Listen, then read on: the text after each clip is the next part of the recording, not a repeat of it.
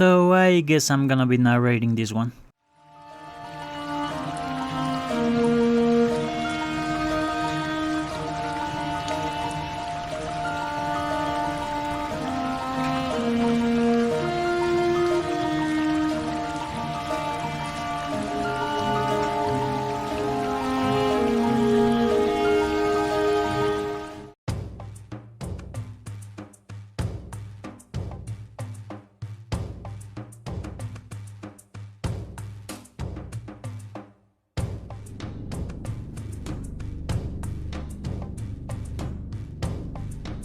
Originating from the planet Een, the Kig-Yar, known by the Forerunners as Perosus latronculus, which is Latin for hateful bandit, were one of many species indexed by the librarian as part of the conservation measure, and preserved on Installation 00 from the firing of the Halo array.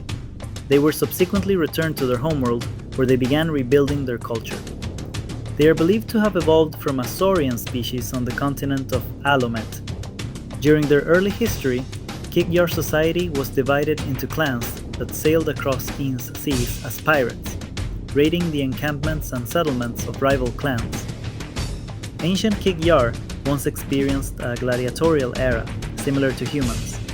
These ancient Kig-Yar would hold inter-clan physical combat competitions in the largest population centers on Een's biggest continent. Excessive raiding and piracy on Een would ultimately culminate in the Tsalo Wars, a series of large-scale conflicts.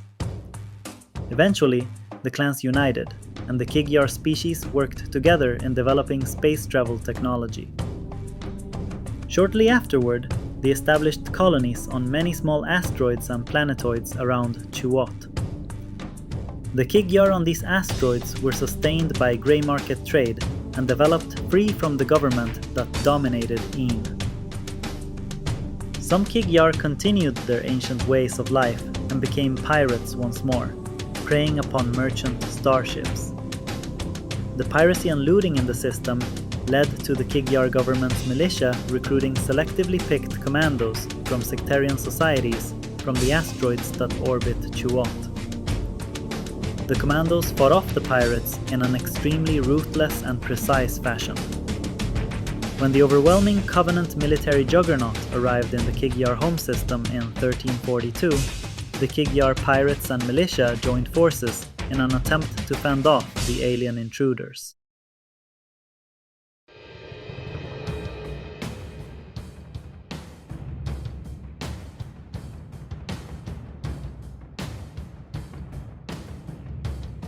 At first, the Covenant arrived in the Kig-Yar home system with small contingent fleets.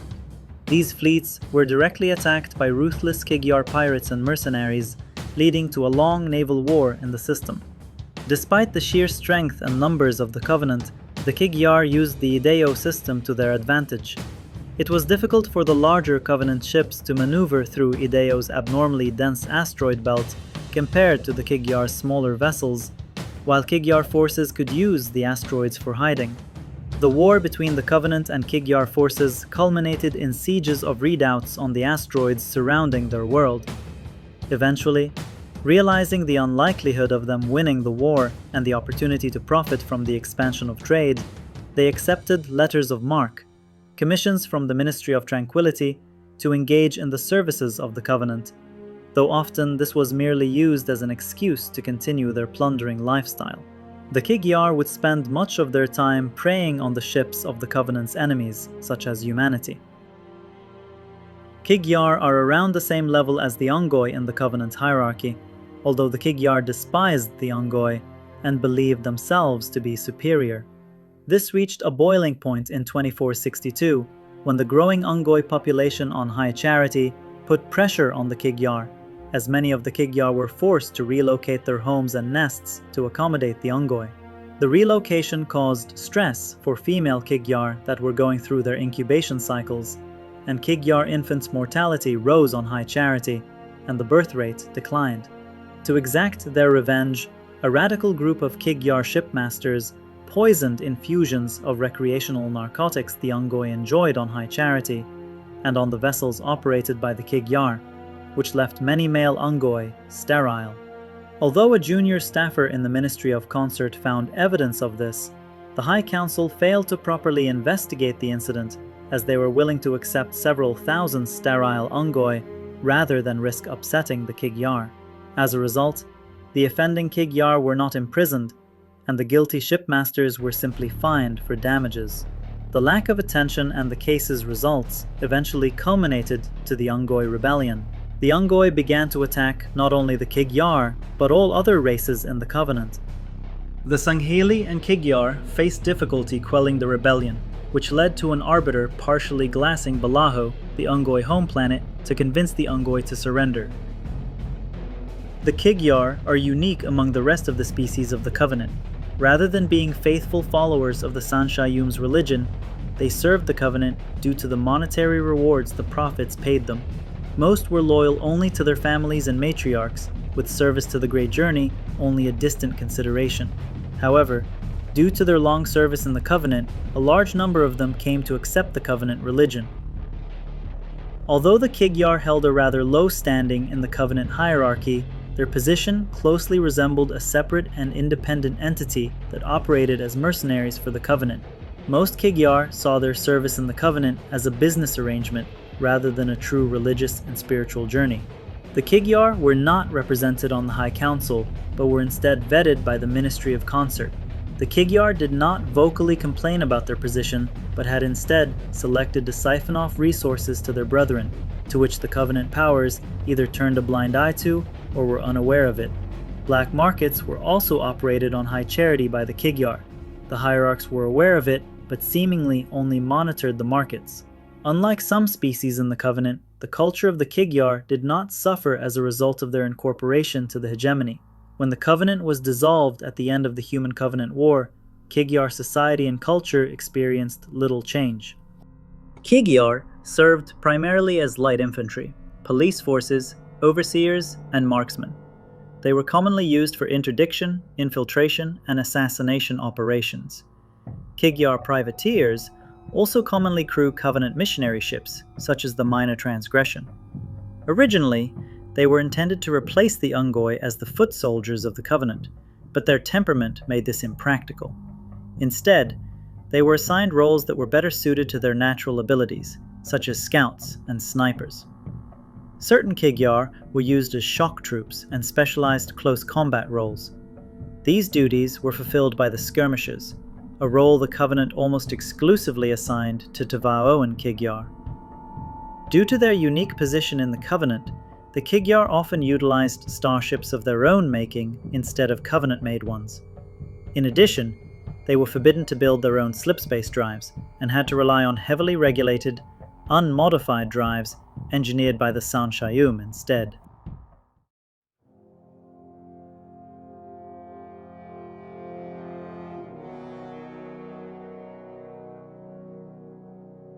A Kig-Yar missionary ship, the Minor Transgression, was the first Covenant vessel to make contact with humanity. The ship raided a commercial freighter, leaving the planet Harvest, and the events that followed would later lead to full-scale military action on the part of humanity and the Covenant. The Kig-Yar, serving with the Ministry of Tranquility, would continue to patrol the space around humanity's known territory. The Kig-Yar were responsible for discovering numerous human colonies, such as Madrigal, and would report their findings to the rest of the Covenant fleet. Following the outbreak of the Human-Covenant War, human encounters with Kig-Yar were brief and poorly documented. Rumors and fragmentary evidence pointed to incidents of jackal piracy against human civilians. In 2535, a group of Kig-Yar under Reth discovered the Rubble, a community of insurrectionists and human survivors of the glassing of Madrigal, while attempting to mine the asteroids in the 23 Libra system. Peter Bonifacio, a member of the Rubble's Security Council, made contact with the Kig-Yar and agreed to trade Covenant weaponry in exchange for human slipspace drives. Although the humans believed the Kig-Yar were rebels defying Covenant authority, they were in fact secretly proceeding with the blessing of the High Prophet of Truth to use the weapons to map UNSC space and learn the location of Earth and other human colonies. Reth had created an Ungoi army on a nearby moon with the intent to attack the Rubble with it and use it for Kig-Yar nesting grounds. However, the plan fell apart due to the High Prophet of Regret sending Sangheili warriors to investigate the weapons, believing the Kig-Yar to be heretics. Among these Sangheili was the future arbiter, Tel 'Vadam. During the Great Schism, many Kig-Yar sided with the Jiralhanai troops loyal to the hierarchs against the Sangheili. However, the Minister of Discovery predicted that the Kig-Yar would follow whichever side would lead them to profit. Some Kig-Yar protested against the Jiralhanai and San Shum at the dawn of the schism, but with some unpleasant results.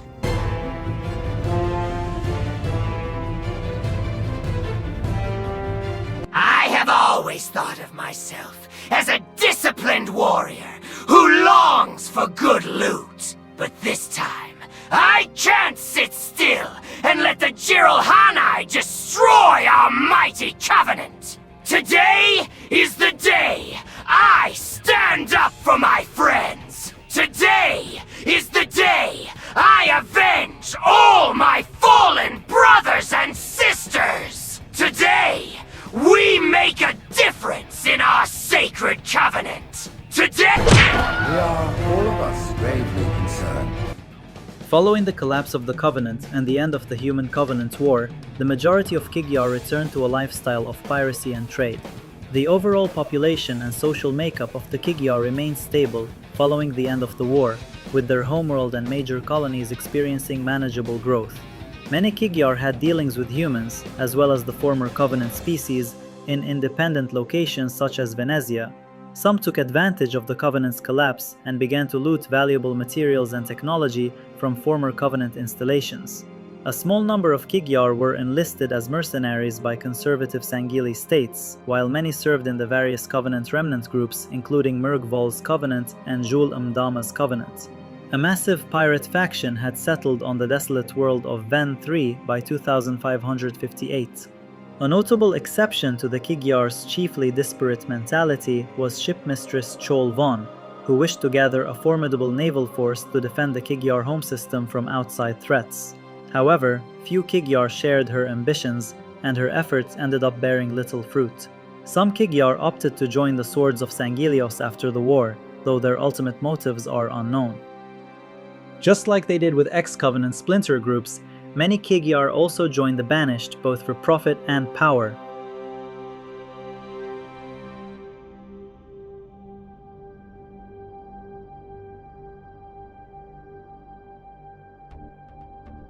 Kig-Yar share many features with Earth avians as well as reptiles and exhibit several features that are common among species that have evolved in low-gravity environments such as Lacerta erectus.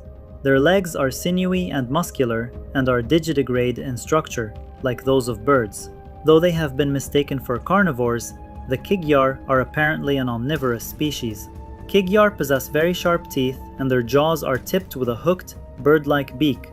Both their hands and feet are tridactyl and are armed with sharp talons.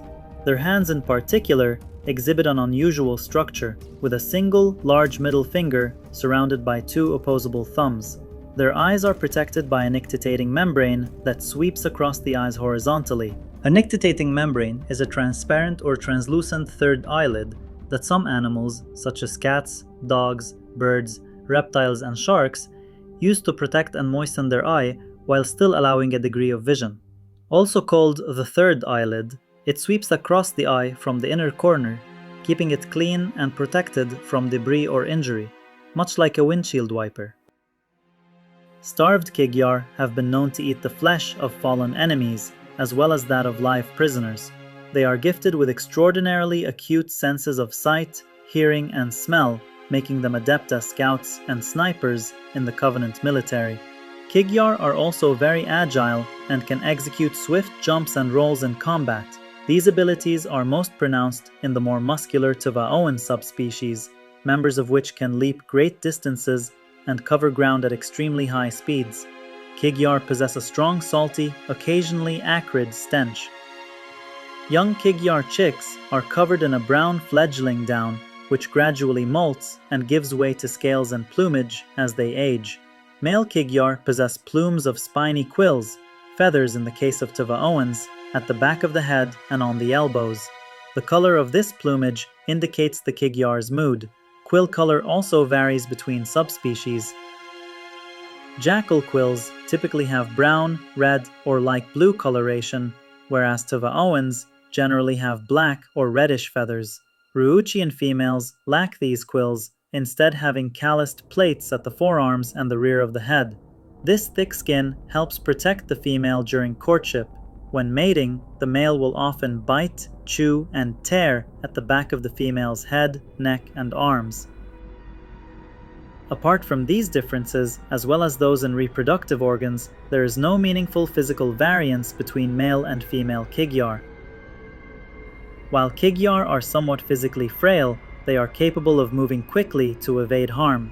Their blood is bright purple in color, similar to that of the Sanghili, possibly showing a similar chemical makeup. They lack high amounts of calcium in their skeletons, which makes them a poor source of biomass for the flood. Thus, Kig-Yar that are infected by the flood are typically turned directly into carrier forms rather than combat forms. However, they have been utilized as combat forms during at least one engagement, the Battle of Trove. Kig-Yar occasionally suffered parasitism from feather mites, tapeworms, and fleas. They also suffered from a microbial affliction known as jaw sig, commonly caused by unhygienic food.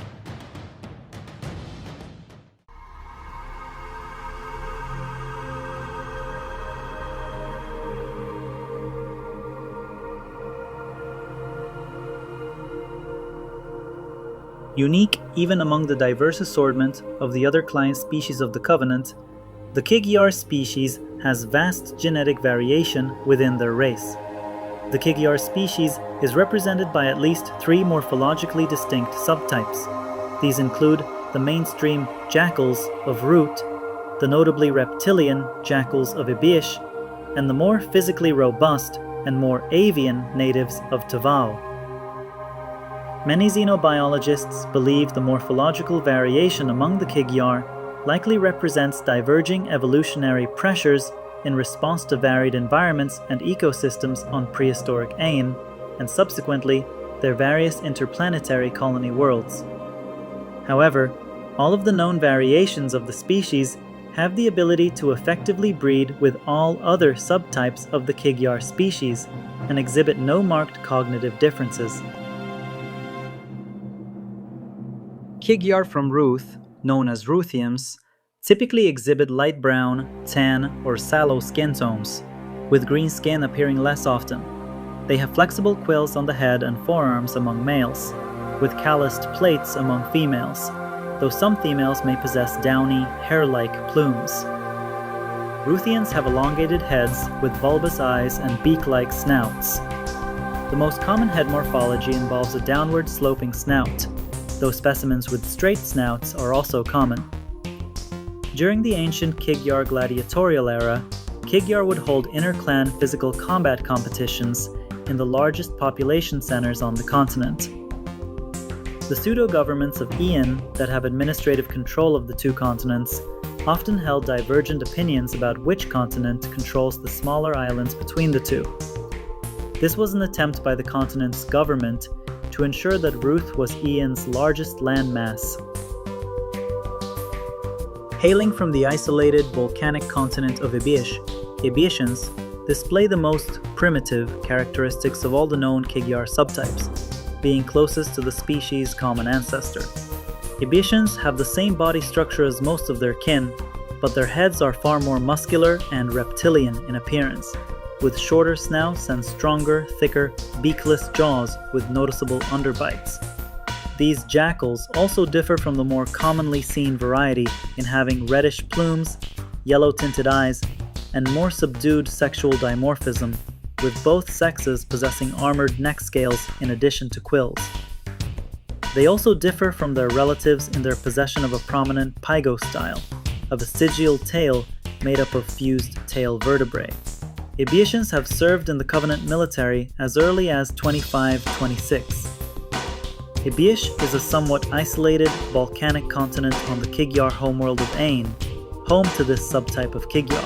The continent is rarely visited by outsiders, leading to the Ibishans developing in isolation. The majority of the Kig-Yar serving in Julayam Dama's reformed covenant can trace their ancestry there. Despite their major physiological differences, the Abiesians are capable of interbreeding with the other Kig-Yar subtypes as well. Tavoans originated from the Kig-Yar colony asteroid of Tavau. They have darker skin and stockier, squared heads with small yellow eyes. They also have more beak-like mouths and bony facial coverings. Tavoans have true feathers on their heads and arms, unlike the jackal's quills. Like jackals, Tavoans have sharp talons on their hands and feet. While both subspecies are quite agile, Tavoans are capable of sprinting at great speeds and leaping long distances. Male Kig-Yar from Tavau had much heavier upper body plumage than other Kig-Yar. Females from Tavau had a ruff of feathers on their heads and mechs instead of scales. The higher gravity and more dramatic atmospheric shifts of Tavau led to the development and evolution of these avian features.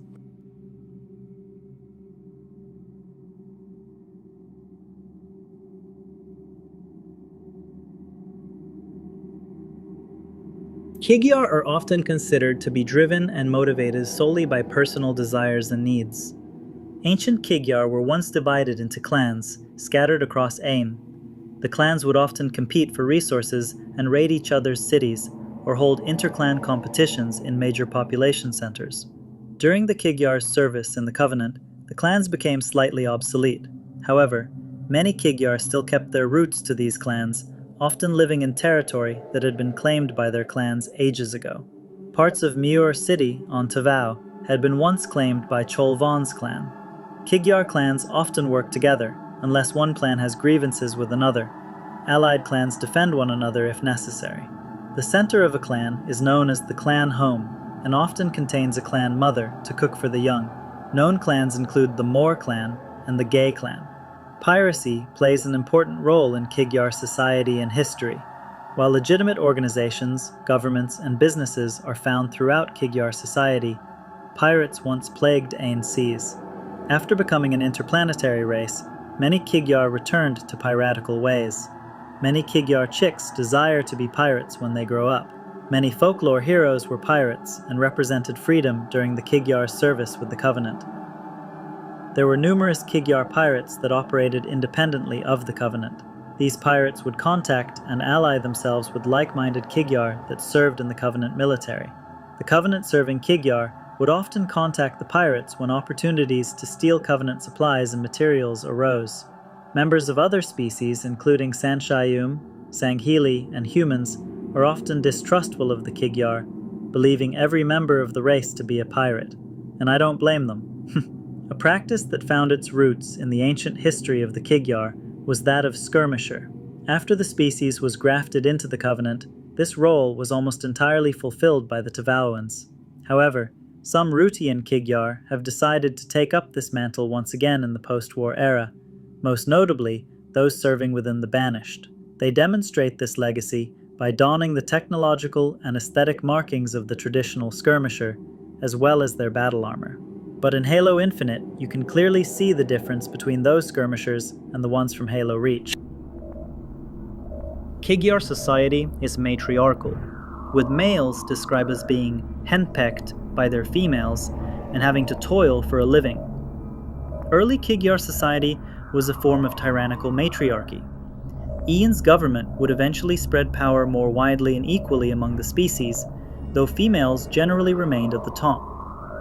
Before the Kig-Yar's indoctrination into the Covenant, female Kig-Yar were in control of breeding rights, territory, familial organization, and had control of major assets.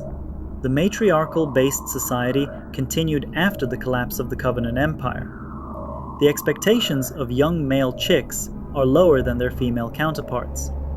Kig-Yar females typically hop from mate to mate, however males generally stay around their mates' nests for as long as they are tolerated.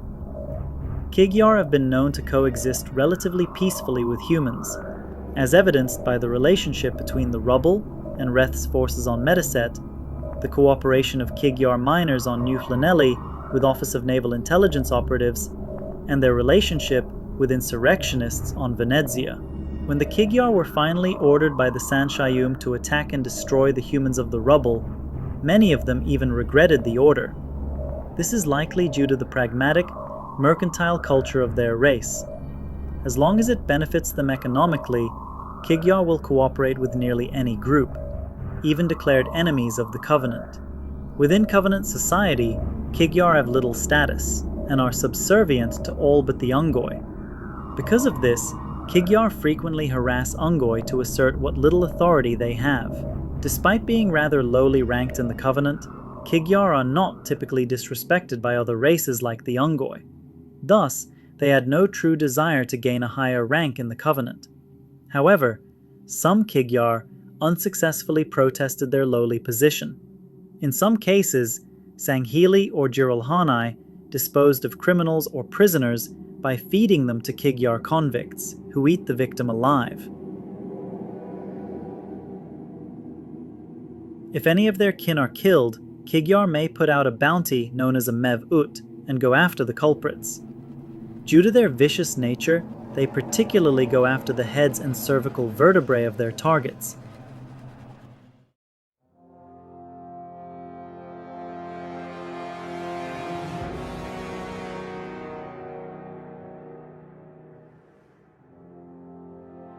The Kig-Yar government on Iane is a post-industrial capitalist system, with a population of 978 million.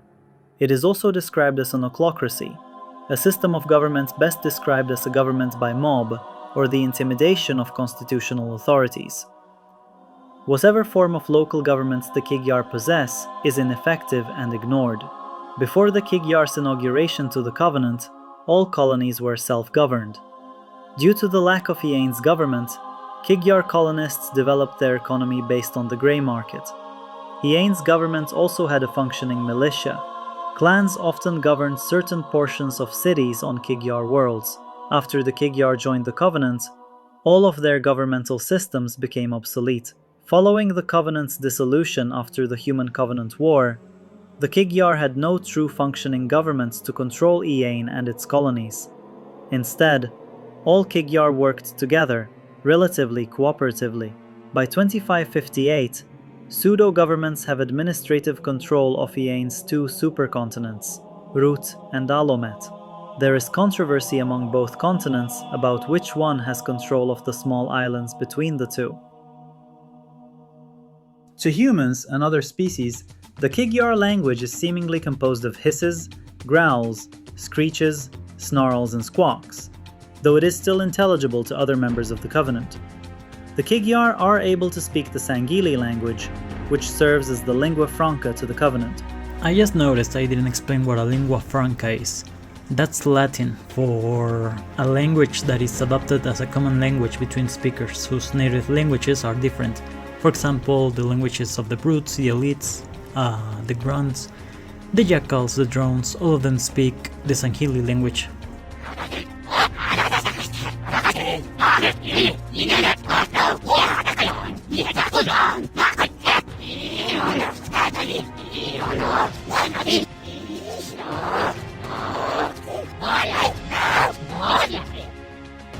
In addition, Kig-Yar are also capable of speaking the human English language in a rasped manner. However, most Kig-Yar are unable to form a proper F sound in speech. After the war, some Kig-Yar often spoke amongst each other speaking an odd mix of English, Sangheili, and the Kig-Yar dialect. Some known words of the Kig-Yar language are Chiste, Irukan, Jasig, Mevut, and Shaks.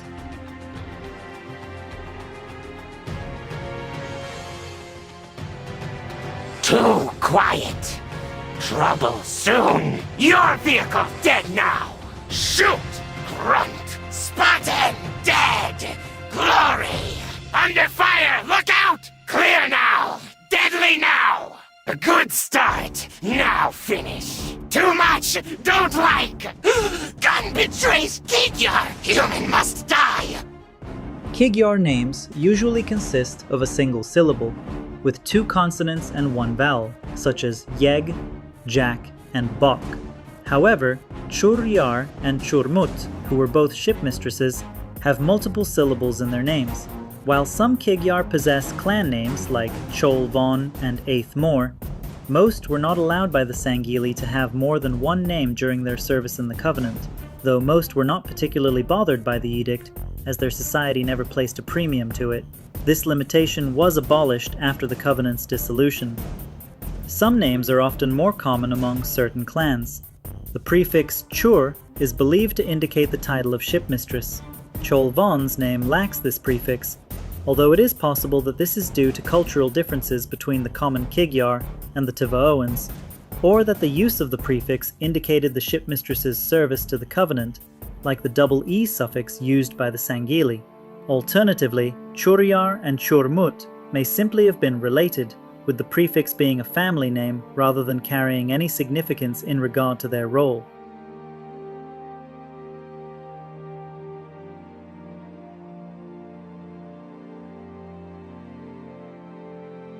Iane is the primary natural satellite orbiting Shu'ot, the third planet in the Ideo system. The Moon lies on the inner region of the Ideo system's expansive asteroid belt, with many Kig-Yar choosing to live on the planetoids, moons, and asteroids within the asteroid belt. Although Iane is their homeworld, few Kig-Yar place any importance on that fact, with only a third of the Kig-Yar in the Ideo system residing on Iane. Iane keeps few ties with the more remote, independent colonies. It is home to a tropical environment with a theorized history of widely varied environmental conditions. Iane's gravity is about 0.875 Gs, making its inhabitants more lightly built than on Earth. Iane's atmosphere is rather similar to that of Earth, being composed of oxygen, nitrogen, carbon dioxide, and argon. Its surface temperatures range from -18 degrees Celsius to 45 degrees Celsius. The Moon is characterized by a single equatorial ocean known as Tsa'alo. It has sparse volcanic activity and an almost total lack of glaciation. Two supercontinents dominate Iane's landmass, Ahlomet and Rut, the former located in the northern hemisphere and the latter in the southern hemisphere.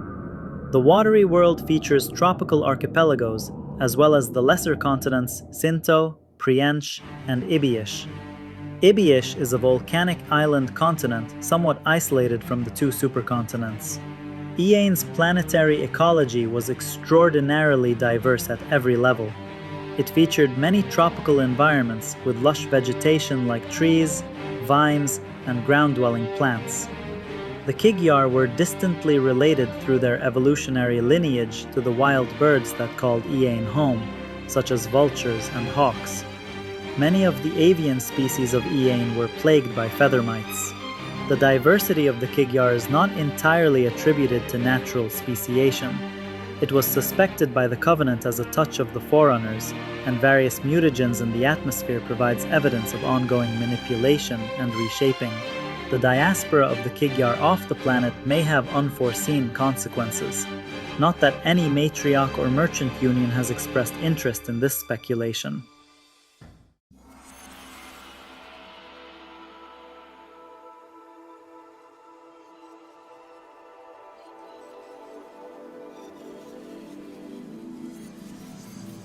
In the original Covenant, Kig-Yar were divided into several different ranks. Males formed the bulk of most of Kig-Yar presence in the Covenant military, while females were often given command positions. Within the Covenant and its remnants, the rank of Minor is the lowest field rank a Kig-Yar can attain. They are armed with standard strength, light blue point defense gauntlets, and small arms such as the plasma pistol or needler. After gaining a sufficient amount of experience, Kig-Yar can be promoted to the rank of Major. Majors are more experienced than Minors and are issued stronger point defense gauntlets that emit a violet, red, or orange-colored shield and carry heavier weaponry. In the Covenant, Kig-Yar hold a relatively low position and have little authority. Minors are typically commanded by Sangheili or Jiralhanai leaders, while Majors may lead their own lance or even file consisting of low-ranking Ungoi and Yan-Me'e, but are still subject to the command of the higher-ranking species. Several specialist ranks exist of the Kig-Yar. The Kig-Yar rank of Sniper comprises the Covenant's foremost long-range combatants. They are known to carry weapons such as needle rifles and particle beam rifles, but do not use point defense gauntlets as to better wield their weapon. This in turn makes them more vulnerable and exposed to enemy fire. Kig-Yar Rangers are part of the Covenant's Special Warfare Group Division, Fleet Security, and are trained for zero-G EVA combat and are equipped with vacuum suits and magnetic boots. The equipment of the Kig-Yar Ranger varies. They are sometimes clad in blue vacuum suits, carrying point defense gauntlets and plasma pistols like their regular infantry counterparts. Others wear a different suit with orange chest armor plate and purple clawed boots, somewhat similar to the combat harness of the Kig-Yar miner. This variant has no obvious helmet, instead being replaced by some type of energy bubble which produces oxygen for the Kig-Yar to breathe. Also, they wield a different kind of weapon that is strapped to the wrists of the Kig-Yar and have no visible energy shielding. There are 3 more ranks that served in the Covenant, but we haven't heard or seen any of them yet. These being Khordat or Ar-Khordat, which I will talk about later, Zealot, being the second highest Kig-Yar rank and having the same responsibilities as the Sangili Zealots, operating as small SOC and stealth troopers in high-risk missions, as well as commanding their own squads, mostly comprised of Ungoi and Yanmi. The final and highest rank a Kig-Yar has ever gotten in any faction is that of Shipmaster or Shipmistress, the latter being more common in splinter factions.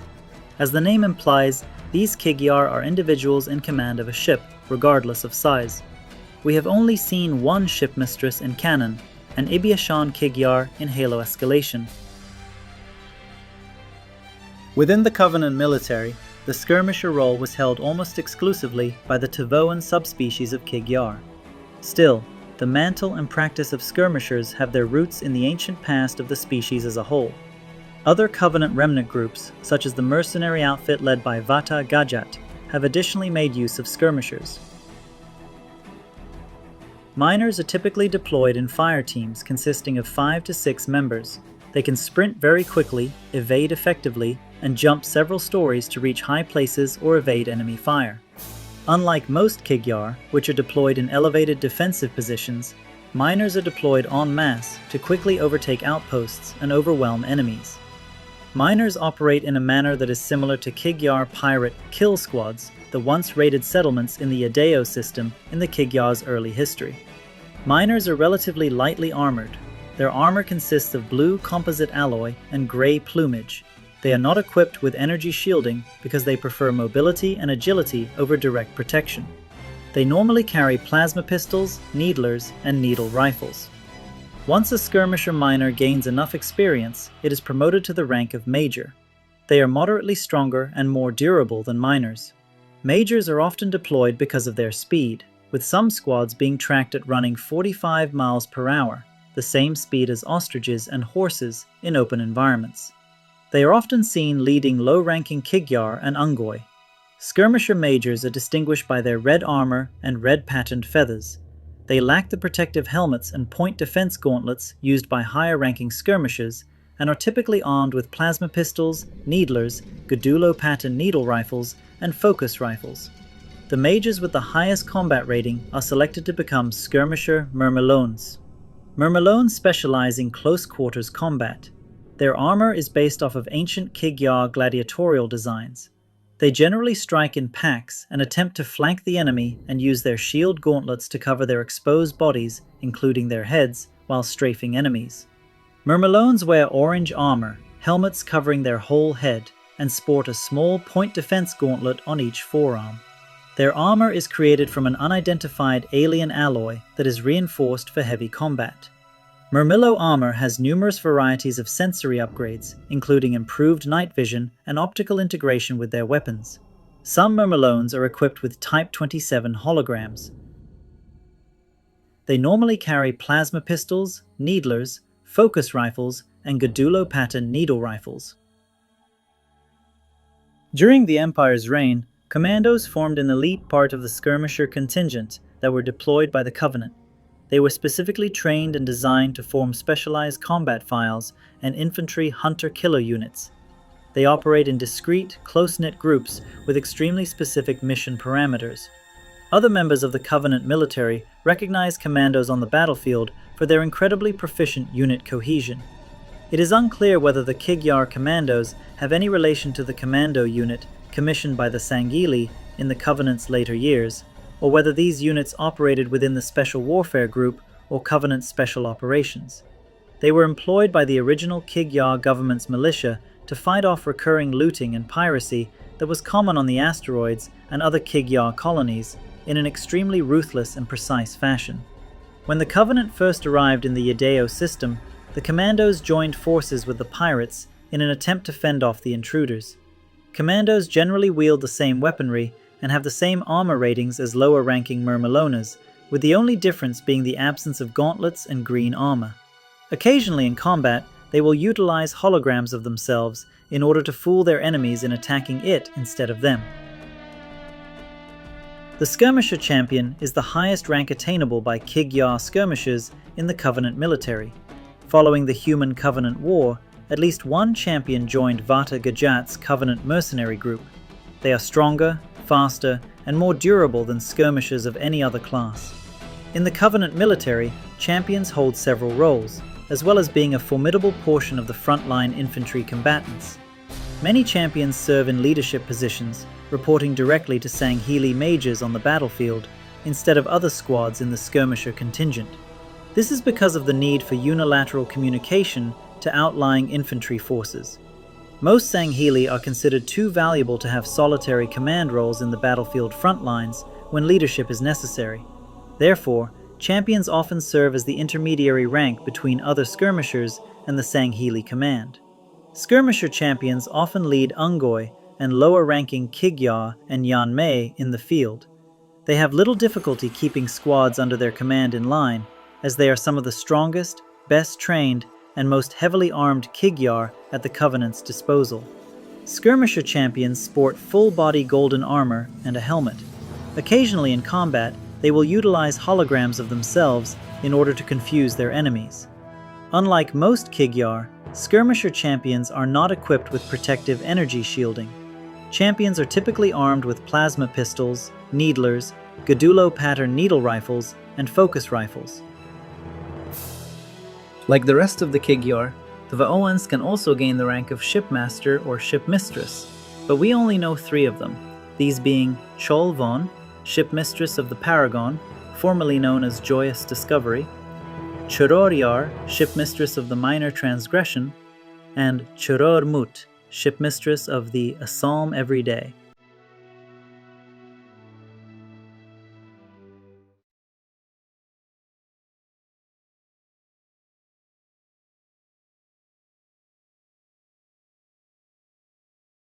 The rank structure in Julundama's Covenant retains much of the structure of the Covenant hegemony. Kig-Yar are lower ranking than Sangheili and Magaligolo, but have more authority than the Ungoi.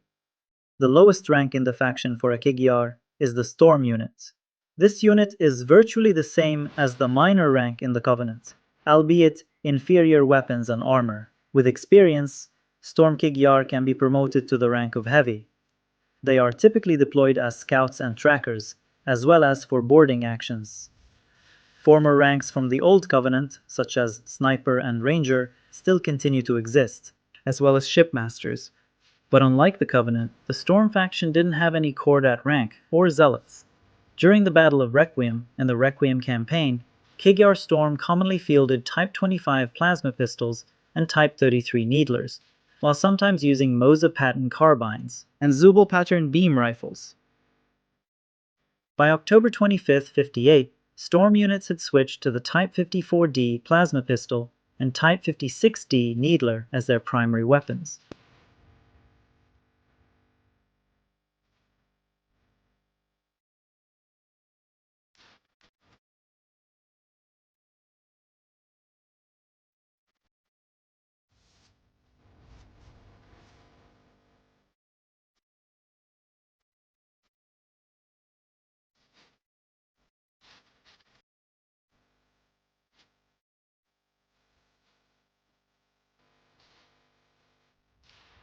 Among the banished, Kig-Yar are employed in a more overtly mercenary role. The lowest ranking Kig-Yar are known as freebooters. Freebooters perform the same role in the banished as Kig-Yar miners did in the Covenants, serving as basic infantry, scouts, and guards. Typically, they are under the command of a Jiralhanai or Sangheili, who incorporate freebooters at key locations and within specific strike groups to take full advantage of their raptorial traits. Notably, freebooters may also provide security at banished outposts or be deployed for scouting operations, wherein they rely on their keen sight and smell to hunt down and neutralize targets. Freebooters are equipped with either purple or blue armor and the Kig-Yar's signature handheld shields. They are usually armed with the Rohakadu pattern plasma pistols and the Posugelka pattern needlers. The following rank is known as Raider, comprised of more ruthless and money-hungry Kig-Yar. However, many freebooters avoid promotion in order to be assigned to less dangerous missions, a hesitation that their commanders try to override with promises of wealth. Like the Kig-Yar heavy soldiers that served in the various Covenant Remnant factions, Kig-Yar raiders wear full body armor and helmets, usually red-silver, and are equipped with stronger orange point defense gauntlets. Although typically armed with the Rohakadu pattern plasma pistols, raiders can also wield the Sikat Workshop Disruptors and the Ukala Workshop Manglers. Kig-Yar raiders are most often utilized for offensive campaigns and missions that require infiltrating a heavily guarded stronghold, executing sieges, or capturing assets from enemy territory. Raiders are often conscripted from Kig-Yar rookeries with a reputation for aggression and hostility. The Banished also employ the Sniper rank, like the Old Covenant, in the same roles. The Banished Kig-Yar snipers deployed on Installation 07 in 2560 have no significant difference in their armor, but they made heavy use of the Elutizam pattern Stalker rifle during the conflict on the surface of the ring. One of the strangest and or less common rank of Kig-Yar ever seen is that of Arch Kordat. The rank is likely a high position among Kig-Yar snipers, and presumably above any Kordat. Baroth from the Sclera of Chuot is the only known member to hold this rank. I won't go into details about him, because that is part of a different video about all the blood stars seen in Halo Infinite.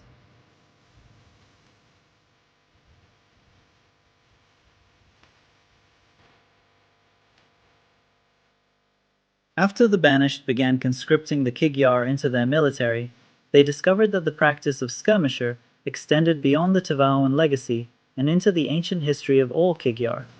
Many Ruchians within the Banished took it upon themselves to demonstrate this by donning the battle armor and bearing the technological and aesthetic markings of the traditional skirmisher. The strongest and most skilled Ruchian skirmishers of the Banished have proven to be every bit as deadly as their Tevaoan counterparts within the Covenant. Still, the Banished continue to make use of Tevaoan skirmishers, with Escherum's forces deploying them to Reach during Operation Wolf in late 2559. Escherum would again make use of skirmishers during the battle for Zeta Halo, but only female Ruchian skirmishers have been known to be observed. Like all the Banished, these skirmishers would use any weapon they got their hands on, with the exception of heavy weapons and melee weapons like swords and hammers. The Banished also have shipmasters and shipmistresses in their ranks, but by far the best rank among the Kig-Yar in any faction is that of Hand of Atriox, or Spartan Killers. There is only one concept art of this Kig-Yar being part of the Hand of Atriox, but it is canon, and I can only hope we get to fight her in a not-so-far future. Unless it's as annoying as those goddamn jackals in Halo 2. And with that, we reached the end of my first narrated video. I'm so sorry if I change my accent or if I mispronounce some words or names, but I was very nervous while reading the script. If you enjoyed my voice better than that of an AI speaker, then I'll continue to make lore videos this way. If not, you can safely tell me to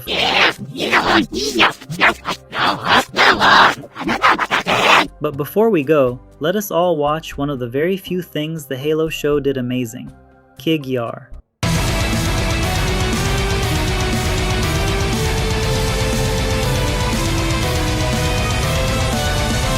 Pues no solo